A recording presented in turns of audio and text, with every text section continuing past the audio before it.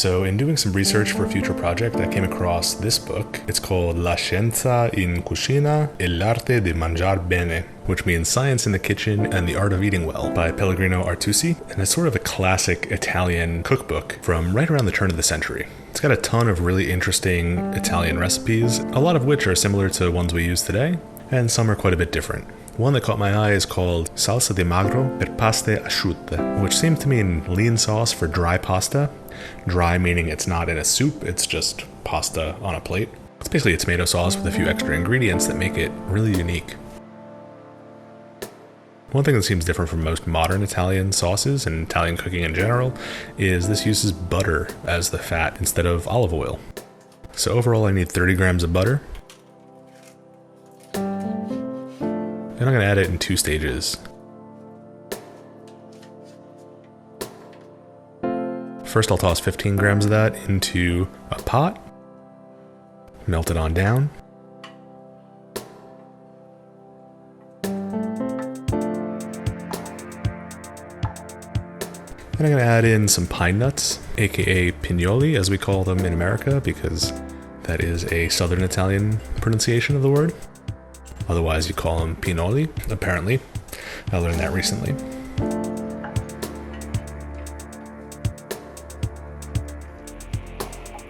I'm going to brown those to a golden brown color. Transfer them to a paper towel to soak up any excess butter. Transfer that to a mortar and pestle. Add in a little bit of flour.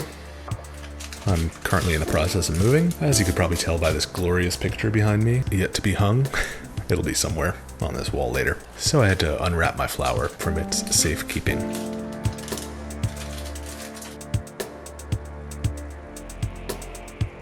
And I mashed that up into a paste.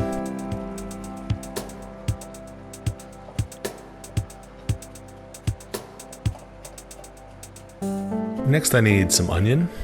Recipe calls for 1/4 of a large onion that's minced very finely. I guess that's for texture so you don't get any large pieces of onion, but I'm not sure.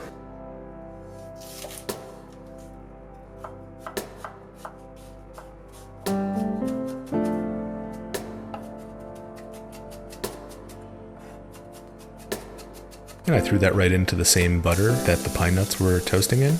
It had browned a little bit, so it's a little bit hard to judge the doneness of the onions.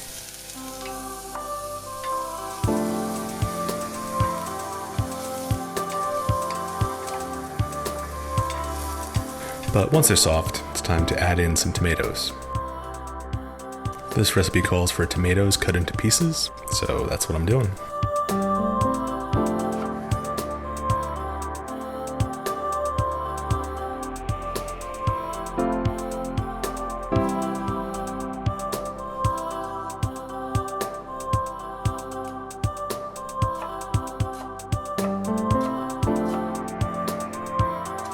Didn't say whether to de-seed them or not, so I'm leaving them in for some extra liquid, but feel free to take them out if you're following along.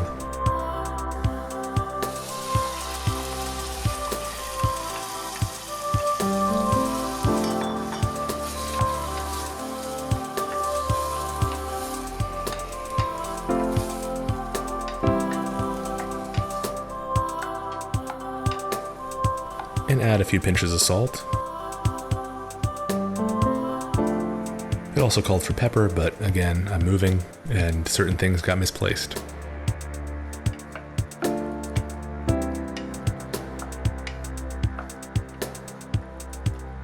Now next the recipe says once the tomatoes are cooked, pass them.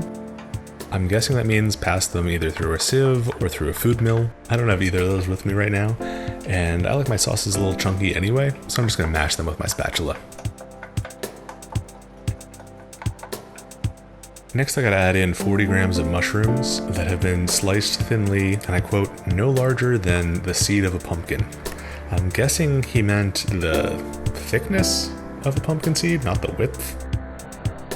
So I went with about 2 millimeters.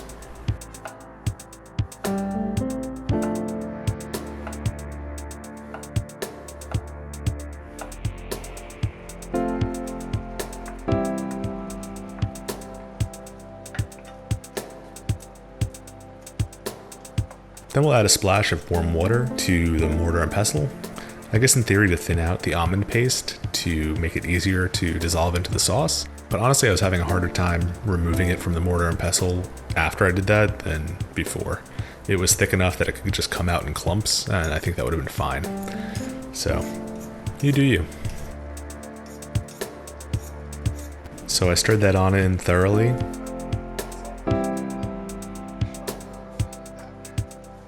Reduce the heat to low, cover that on up, and let it simmer for 30 minutes until all the tomatoes are nice and broken down. At that point I added in 2 anchovy fillets.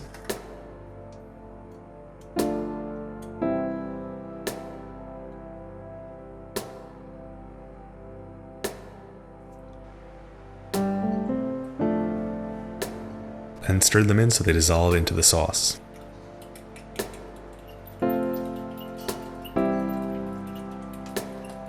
Now this recipe calls for dry spaghetti, so I'm just going to boil that according to the instructions on the box.